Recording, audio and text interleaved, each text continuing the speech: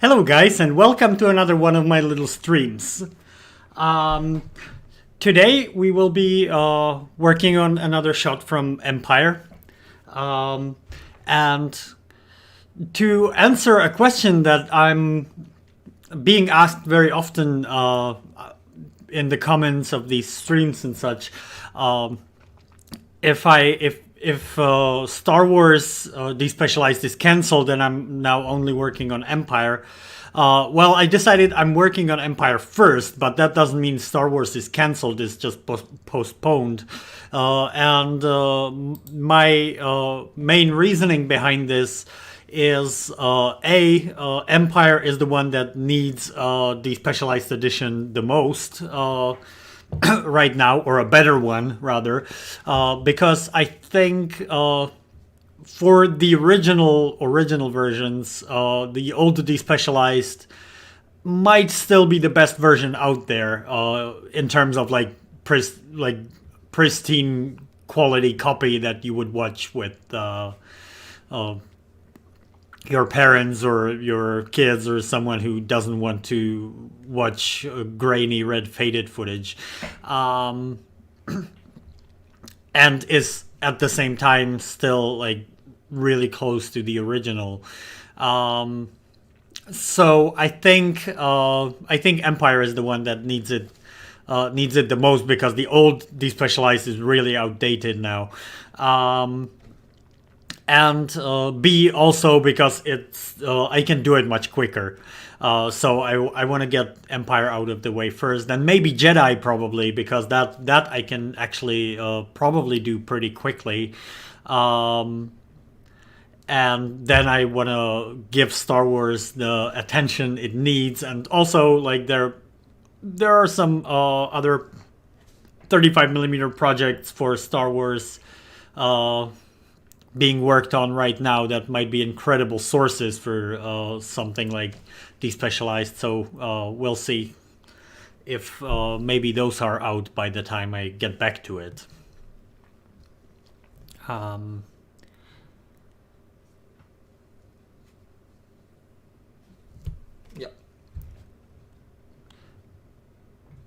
Ian Stufer, I'm sorry if I'm reading Stauffer. I don't know if I'm reading your name right. I'm sorry. Is your Laserdisc copy of Titanic PAL or NTSC? You keep asking me these Laserdisc questions, which I get that you're very interested in Laserdisc, but this is not. It's got nothing to do what we're talking about here, really. But just to answer your question, I have both PAL and NTSC copies of Titanic. It's the only movie I have two copies of, actually. Yeah. Anyway, now to get to the shot we'll be working on today, and it's this one, and I can show you the Blu-ray or UHD Blu-ray version of it. And it looks like this versus this. Well, actually, this is already with some denoising applied. So, of course, this is the 35mm scan. And as you can see, there's quite a bit of difference here. And actually, I personally feel like maybe some of these joints were obviously this was done by matte painting, and some of these joints here I actually like better the original matte painting. Sure, you have this hard line here, but you have these dark hard lines everywhere, so they don't look distracting to me, whereas this sort of fuzzy two different colors suddenly in the middle of this column, and here also, this actually has more consistent color, the matte painting and the live action footage, and especially here you can see this sort of, I don't know what they did there, but it looks kind of fuzzy and weird on the joint here. It's like, especially if we compare it with the already cleaned up version here. I actually like the joint on the original version better. This, of course, is a different story, but still, like, again, you have these hard black lines everywhere here, so they don't seem out of place here. The only real mistake I can see here is this.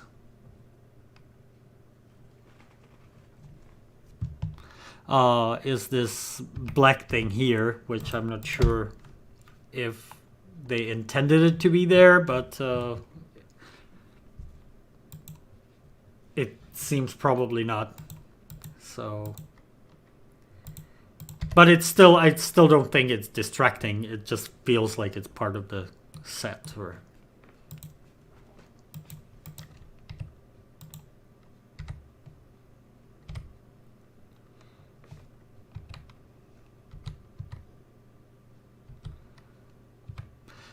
this thing here might be a bit of an improvement, actually, like with the light matching here better here, but then the fall off is too fast here, so this way it looks like it's just a brighter panel. But yeah, well, anyway, we're not really here to assess whether the special edition looks better than the original or vice versa. We're here to return it to the original no matter what.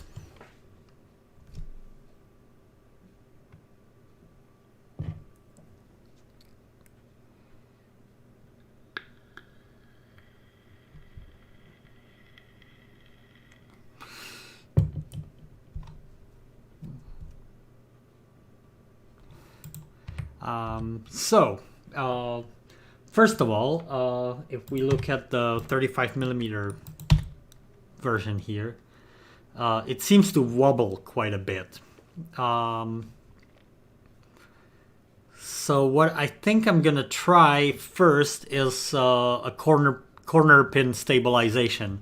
So I'm gonna track 4 different points and then try to stabilize it based on those, where each of those points will become stable, and we'll see what happens if I do that. So let's do a tracker.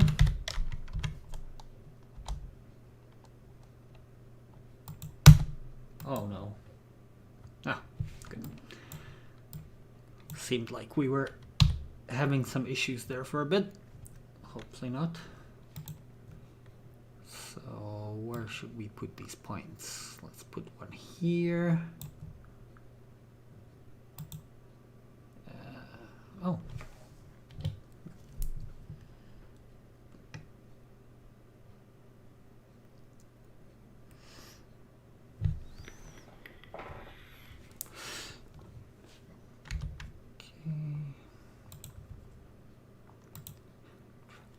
From here. So how can it be HDR?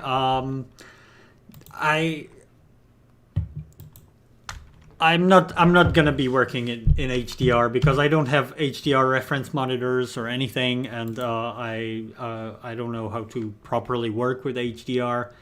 And from what I understand, the HDR on the Star Wars Blu-rays is not that great anyway, so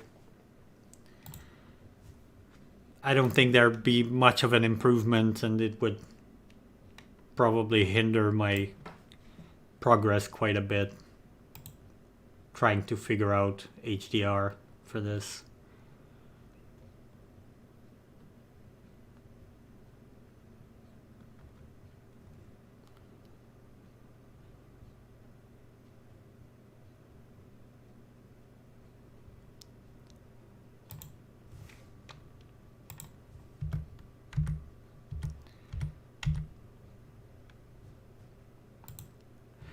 I see there's a discussion in the comments about changes made to Titanic. which is an interesting topic because I do like that movie a lot.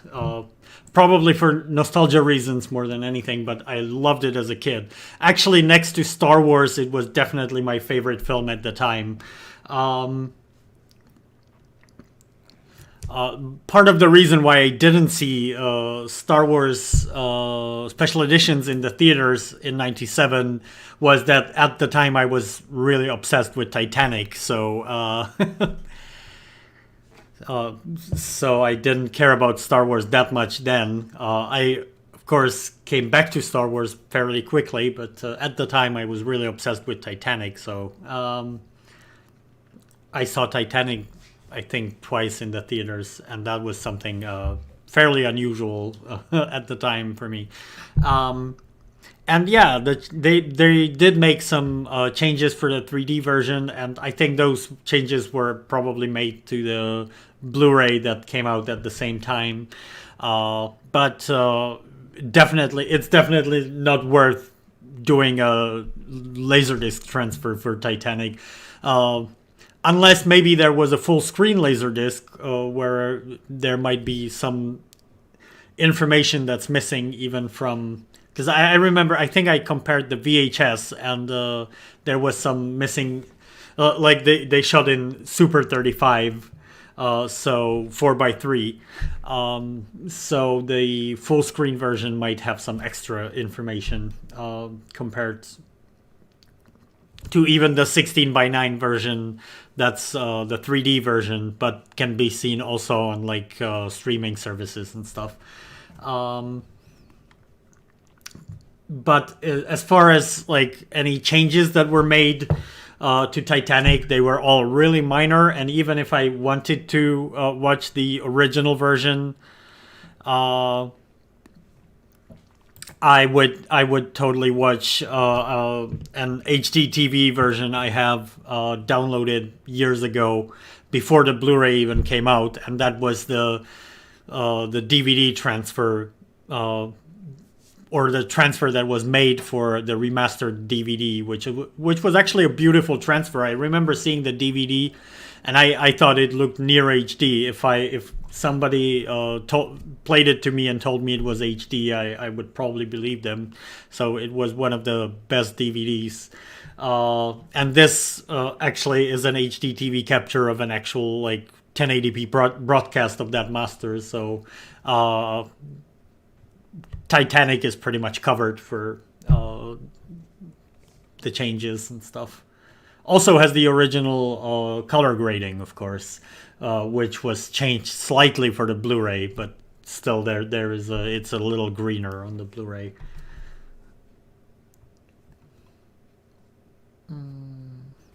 And yeah, I started talking about Titanic and forgot I was working on this. So we have another point to track. So let's pick another point to track. Say here. That should track nicely.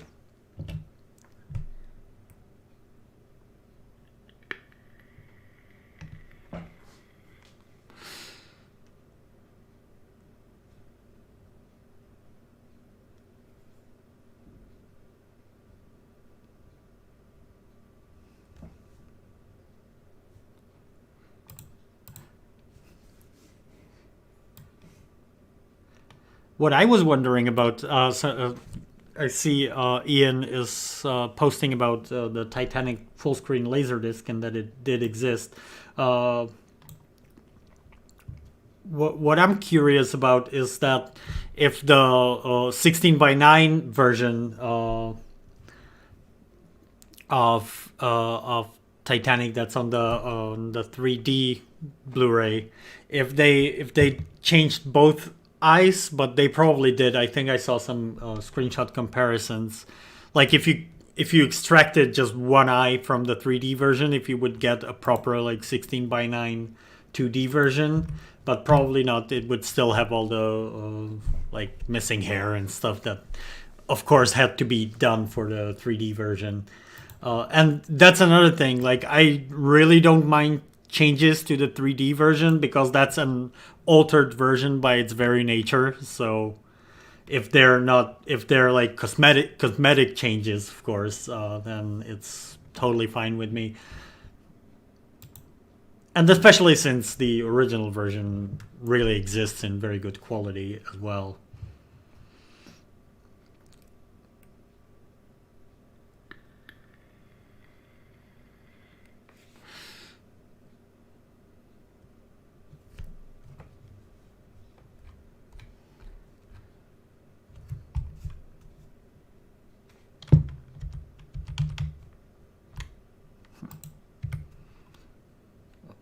Okay, so we should be covered. You have all 4 points tracked. So now let's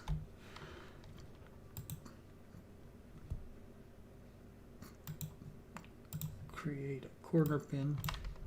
Oh, actually, I want it baked. Or maybe not, actually. Okay, now let's see how well this worked. Oh, of course we need to invert the corner pin so that it stabilizes instead of adding motion.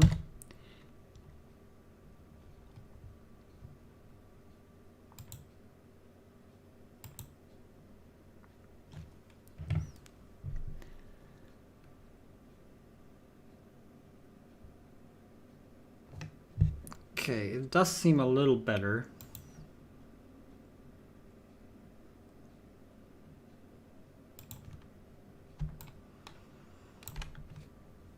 But now we're probably getting some wobble in the middle instead. So what I'll probably end up doing is creating a custom mat, just a static image that I'm going to use for the static parts of the image, and only use denoised 35mm parts for the moving parts of the image.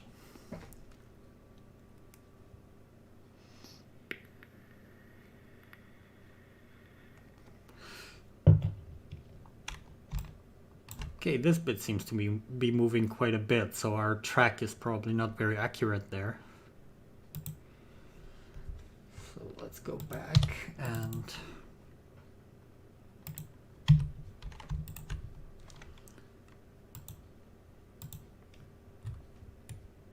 retrack this one, maybe make the track a little bit. Oh, not on that.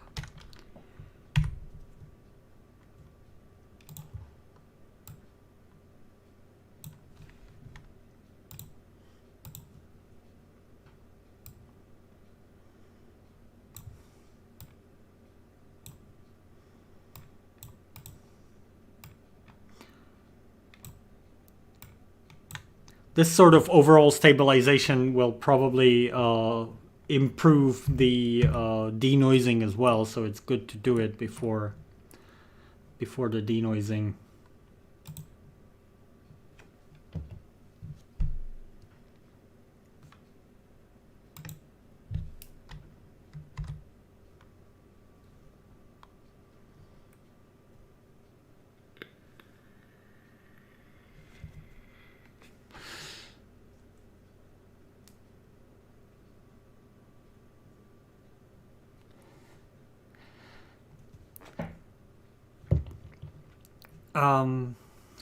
Someone's asking for a little update for those who just joined. That's actually a good idea to do that from time to time. So we're working on this shot, which was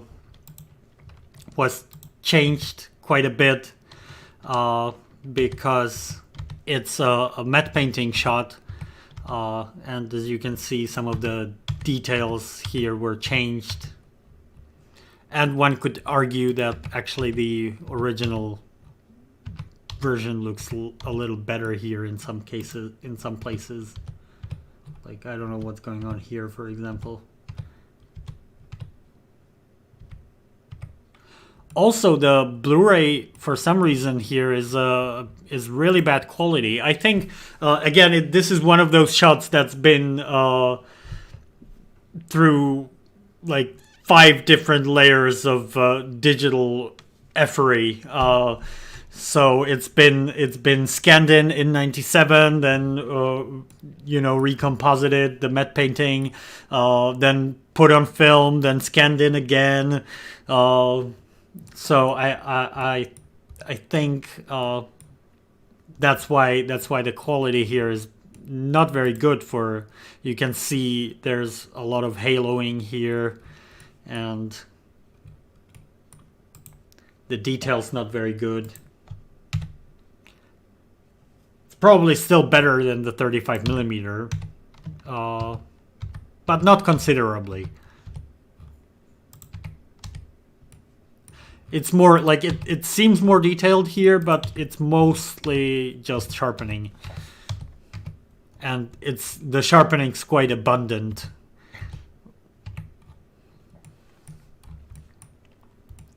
Yep. Anyway. Let's try and create another corner pin. Let's actually make it baked.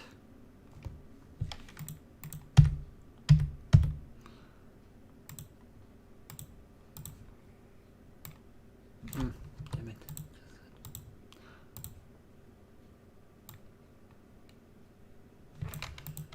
See if that's better.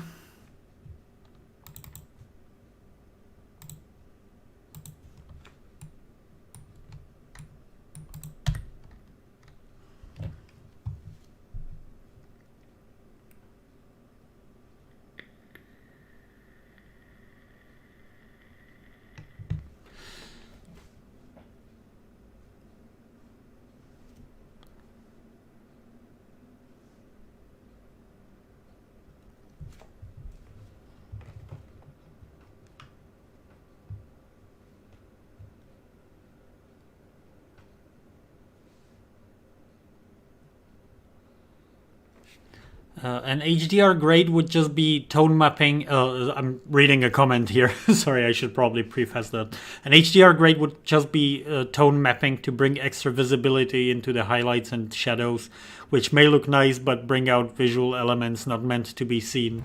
Well, there's actually, I think, a little more to HDR grading, but yeah, that's true. Like, if I'm not viewing it on a proper HDR reference monitor, that could very well happen, that it just looks totally different than what I'm working with here. So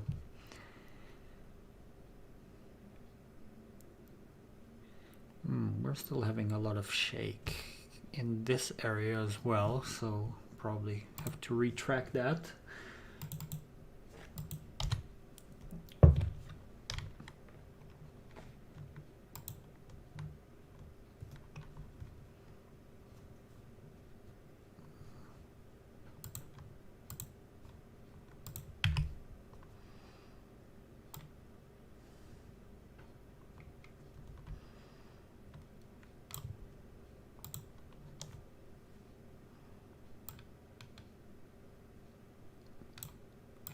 Something like this.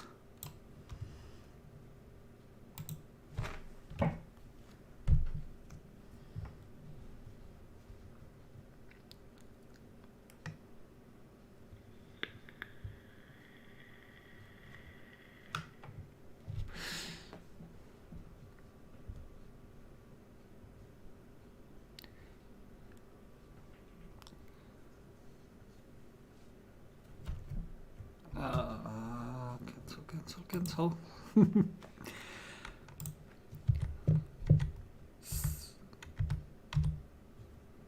Sorry guys, I've been... Oh, did I do something?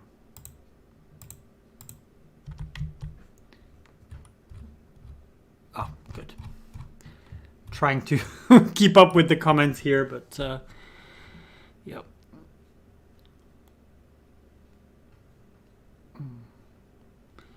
Someone's asking, wonder what the condition of the original negatives is. Nobody outside of Lucasfilm really knows, but it's a good bet that they're not in a very good shape, but probably not beyond redemption anyway, as they tried to tell us.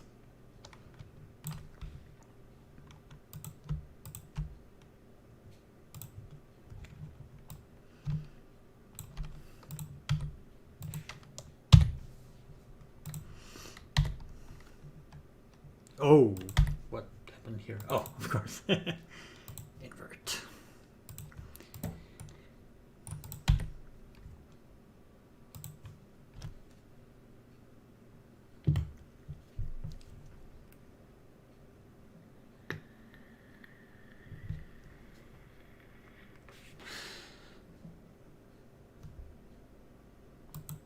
Yeah, so I'd say this looks pretty good, at least as the base for the denoising.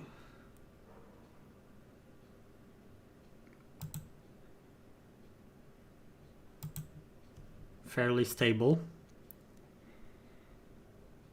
Okay. Let's see if we don't get any. There's something going on here towards the end, it seems. Nah, it's fine.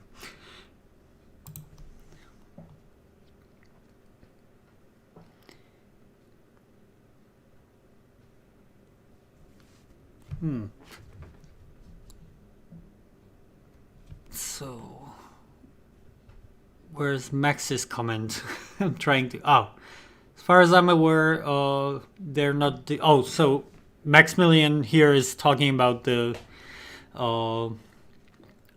original negatives. As far as I'm aware, they're not destroyed, but they are altered.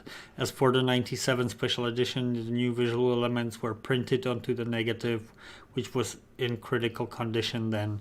I don't think the elements were printed onto the negative. I think they probably just cut the negative and conformed it to the 97 version, which is pretty awful if true, but they probably didn't print over the negative or anything. I bet even if they did edit out the bits, they keep everything. They have all these old outtakes and stuff. So I would really, really be surprised if they didn't keep cut out pieces of the original negative somewhere in storage. So the fact that the negative was conformed to the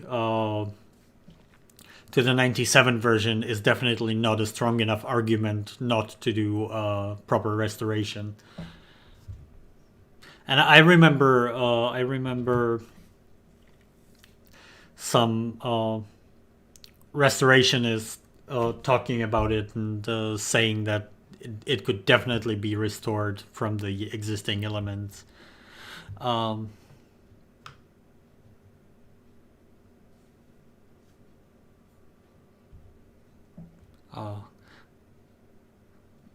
Did I hear that Lucas allowed a rare screening of an altered version of New Hope with Rouge One? I think I heard that. Yeah, but that was a pretty rare occasion. I think it was. If I remember correctly, it might have been a 70mm print, and there are, of course, no 70mm prints of the special edition, so that might have been why.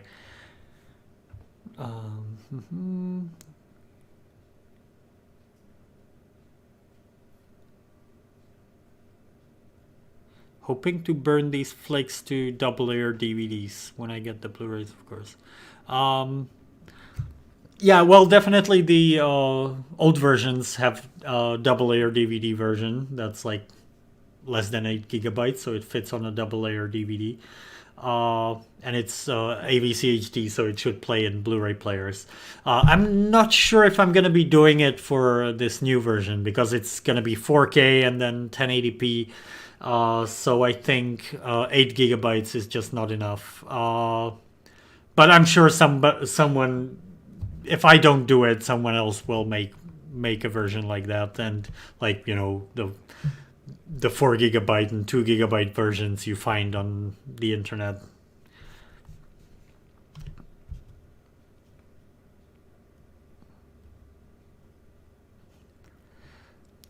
What is the hardest part to restore in this shot? Well, I don't know if I can say a hardest part. I'm just gonna be restoring the whole shot. I don't think I'll be using. I don't know. I'm gonna have to think about whether I want to even use any elements from the UHD Blu-ray. Like there is some extra detail on these guys in the trenches and stuff, but it's got this like really weird painterly quality, which I don't like. Like it's it's over processed several times. So I don't know. I'm probably just gonna try to get some really good results from the 35mm source by just stabilizing it and cleaning it up.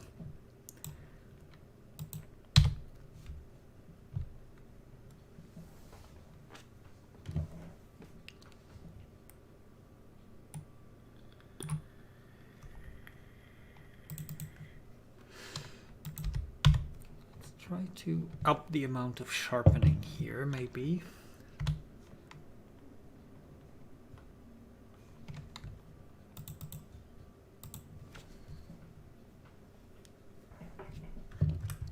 See if we can get it closer to the detail there without making it look awful.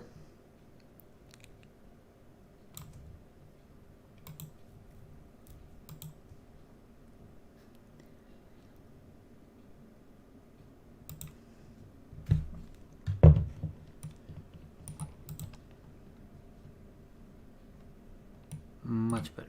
Okay.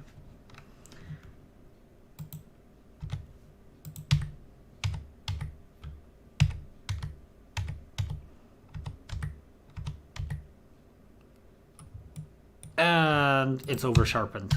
Yeah, you can see here the artifacts. That's definitely not very good. So we'll back up on these, on the sharpening, just a little bit.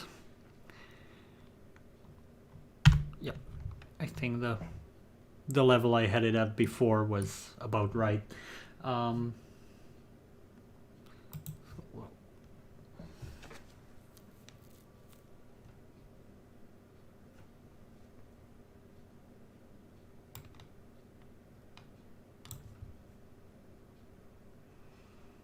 Maybe we have a larger area here that we can use.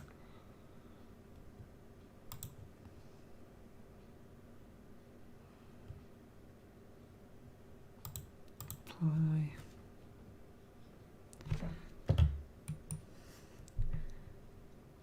Well, looking at this, I think we apply our stabilization here, and because there's not much of the sort of movement that would create artifacts in denoising, I think actually maybe just cleaning it up could be enough here.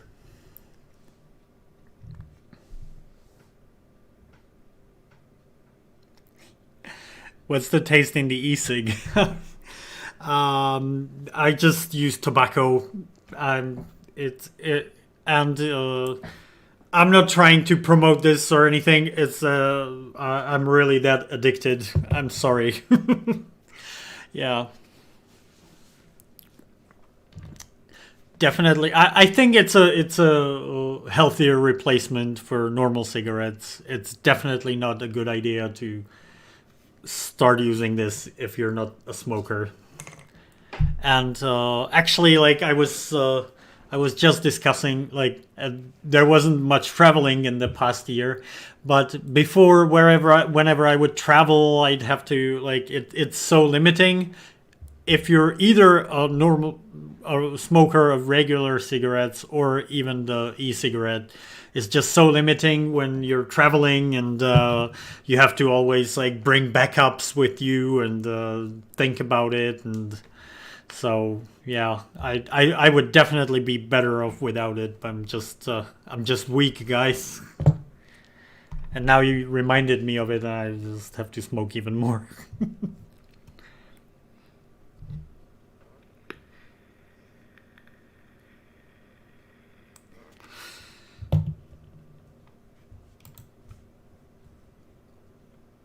Oh, well. We seem to be getting some really bad jitter here.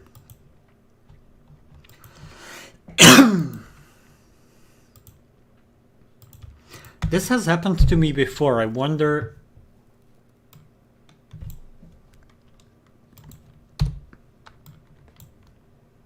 what it could be that's causing it.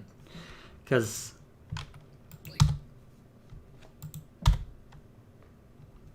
when we look at the...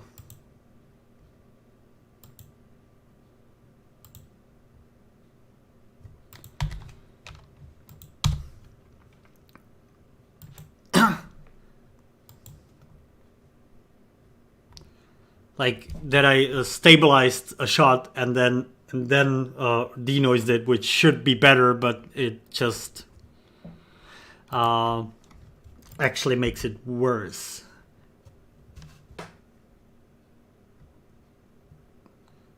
And I think I figured out what was causing it, but of course I forgot it already, so I'm gonna have to refigure it out.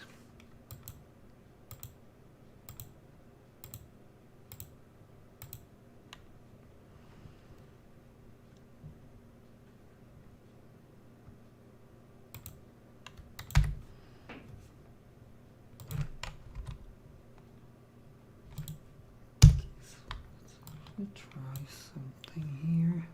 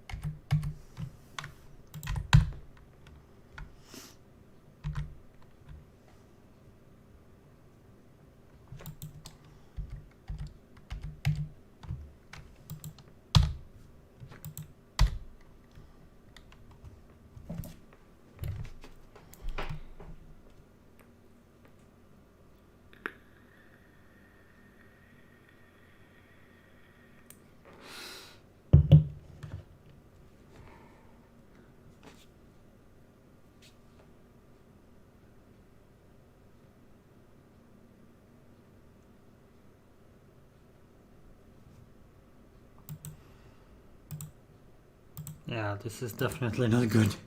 Okay, so let's try and turn off the stabilization and see if we get the same problems, or rather put the stabilization after the denoise.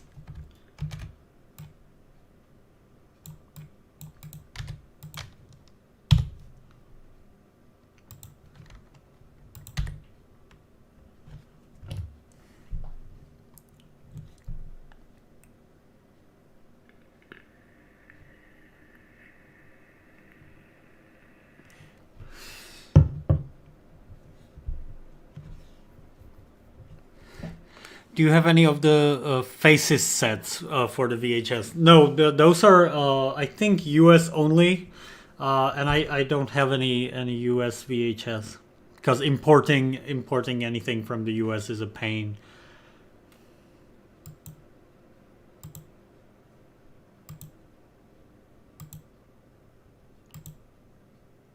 Yeah, we're definitely getting a lot of this micro jitter here. But I think this way is better than before.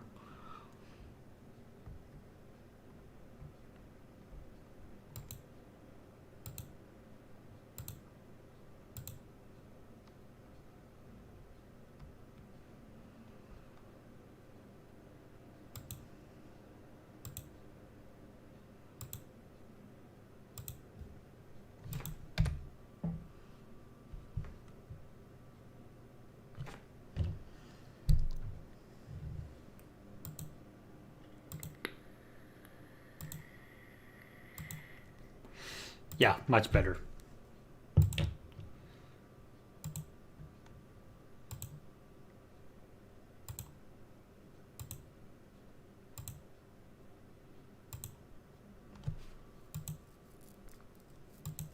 Yeah, I think the micro jitter we're seeing is actually just down to the uh, film elements moving in the compositing. So I will actually Ooh, the camera lost me. Hello. I will probably just put some of the jitter back at the end, but just not to make it, because the jitter that we were seeing here was sort of warping the picture. So I'm just gonna put in a little bit of overall jitter, which will hide uh, the jitter of the separate elements. This is how it always worked. Like in the theater, if you saw a film projected from film, it always had a little bit of gate weave. So this sort of element jitter, if it was minor, would be totally hidden by this. But of course, if you stabilize the image rock solid and something's moving, then it's much more visible. Yeah, I think that looks pretty damn good. I don't think we'll even be needing to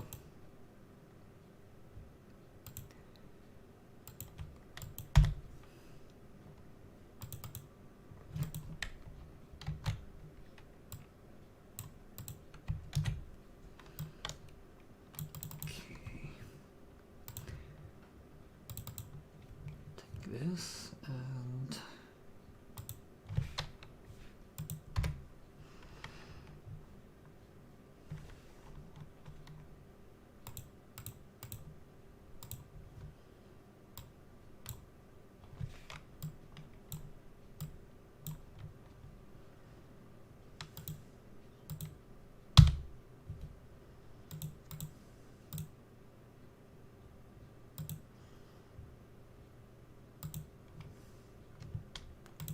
well, actually, let's do transform.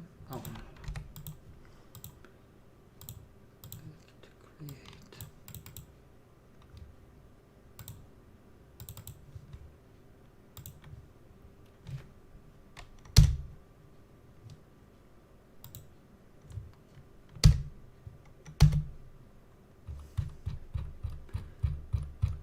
I don't know why it won't show the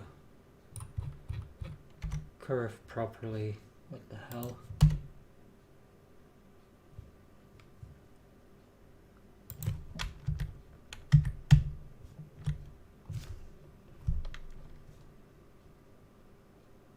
I just don't get it.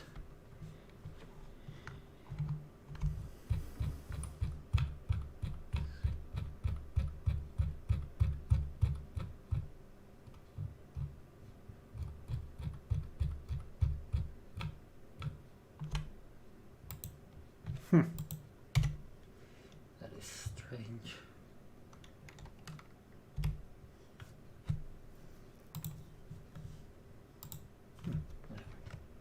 Let's see what this does.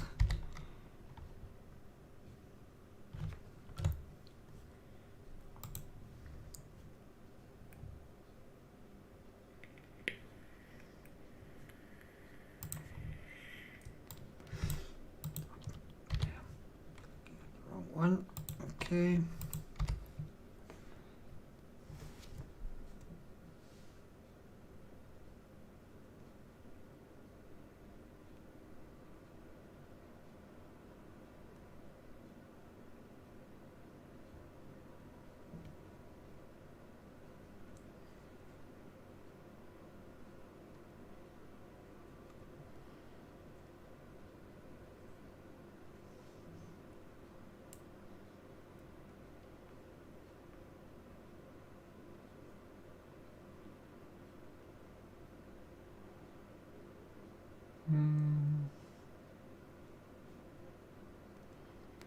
Did you see the new Mighty Duck Game Changers series. No idea what that is. And we lost focus here again.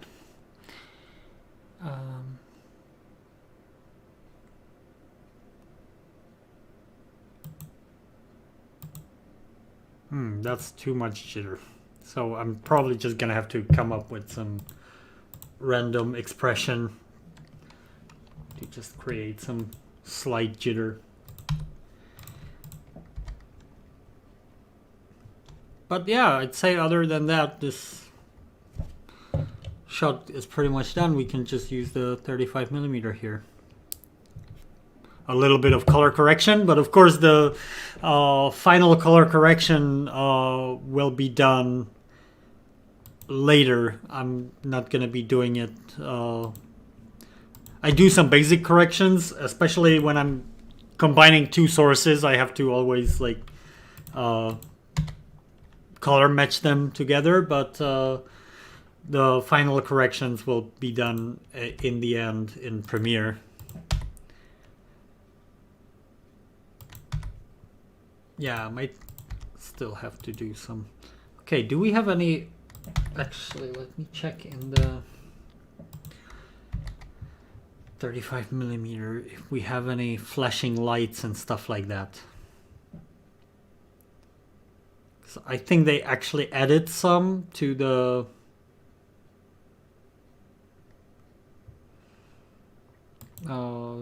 special edition, but yeah, I don't think there are any here. So yeah, we can I can probably get away with using a still image for the non-moving parts. So let's try and see.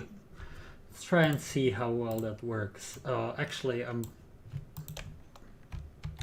probably just gonna pre-render the denoised version first. Render.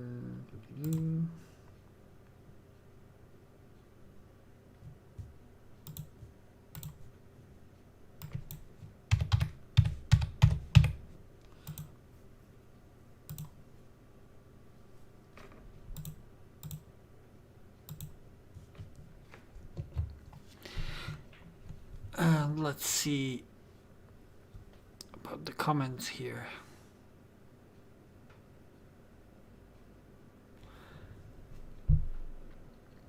Do you have any NTSC Star Wars laser discs? I don't think so. No. Say what you want about the Blu-ray, but at least it has minimal scratches and dirt. Yeah, that's that. I guess you could say that.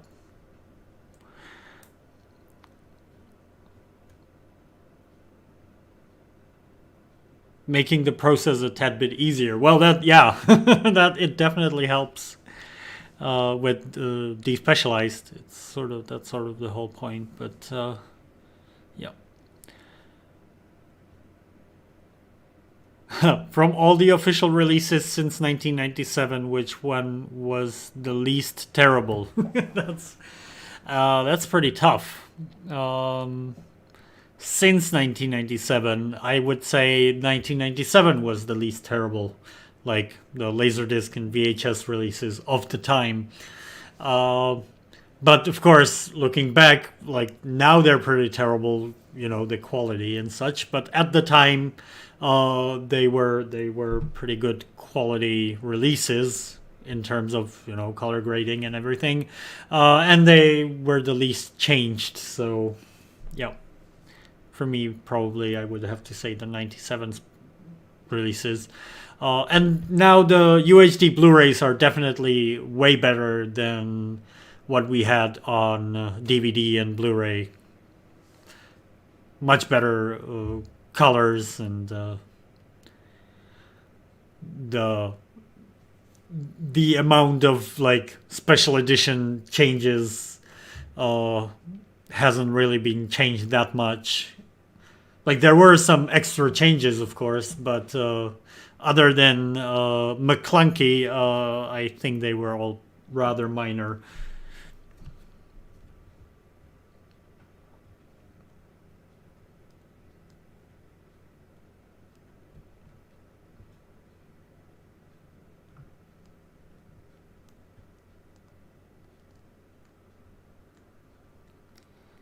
My least favorite change in the special edition.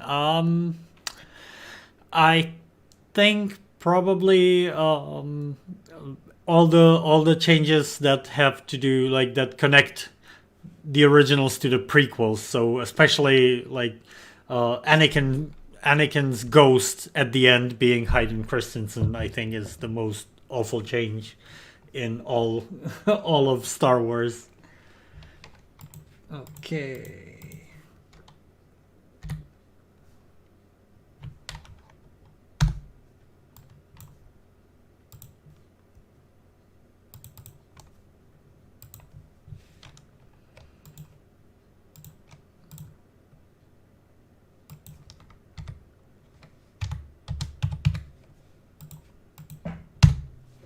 Right, get that.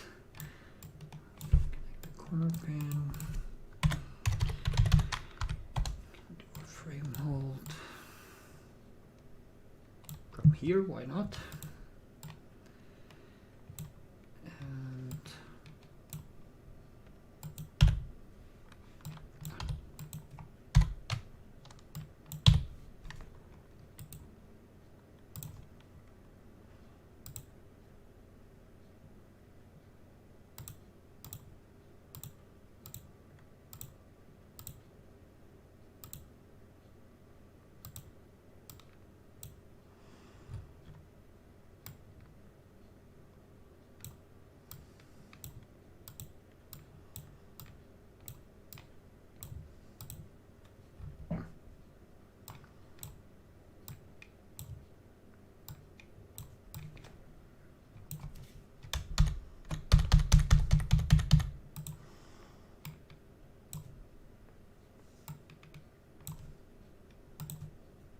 oh, I could have just done that, couldn't I?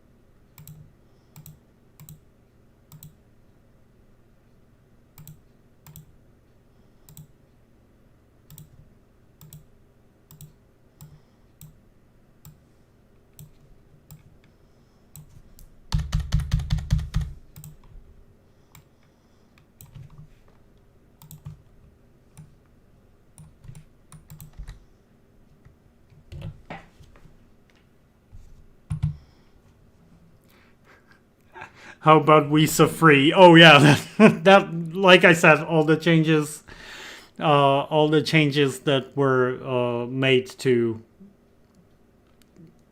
put it together with the prequels are pretty awful in my eyes.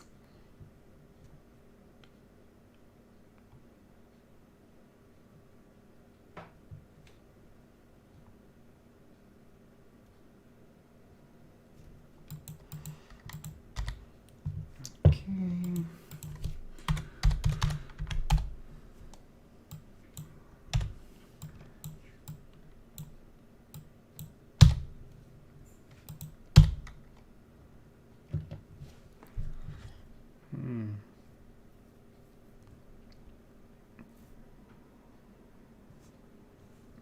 This is probably still gonna take some doing.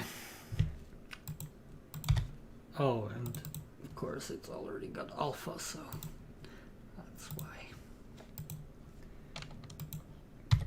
Yep.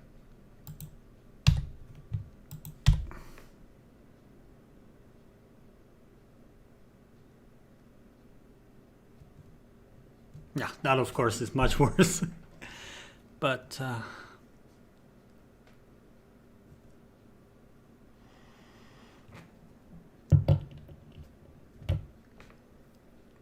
but we can work with it. Probably stabilize, do better stabilization, start the track from the already denoised version, and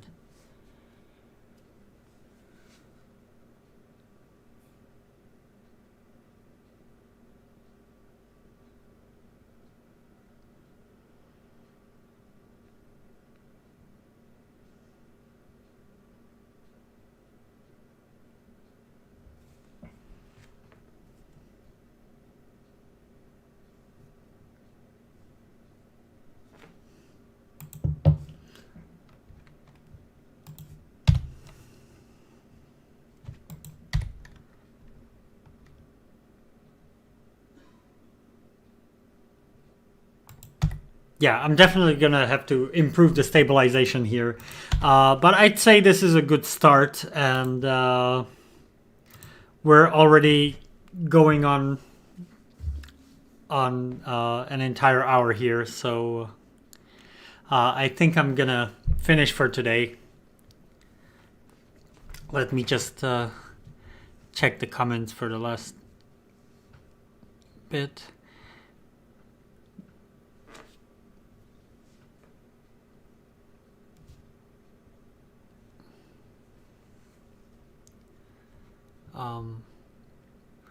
Yeah, those were literally makeup test shots George used for the redo. Yeah, I think so. That's true. And yet he still gives this creepy look. maybe actually that's why. Maybe he was testing. Maybe he was testing a creepy look for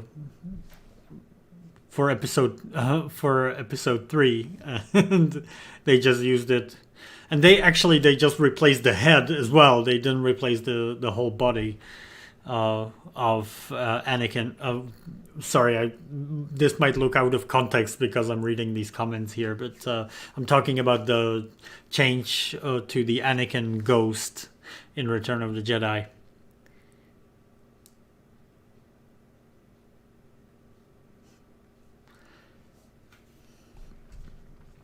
Well, anyway, I guess that's it for today. Thanks for watching, guys, and may the Schwartz be with you.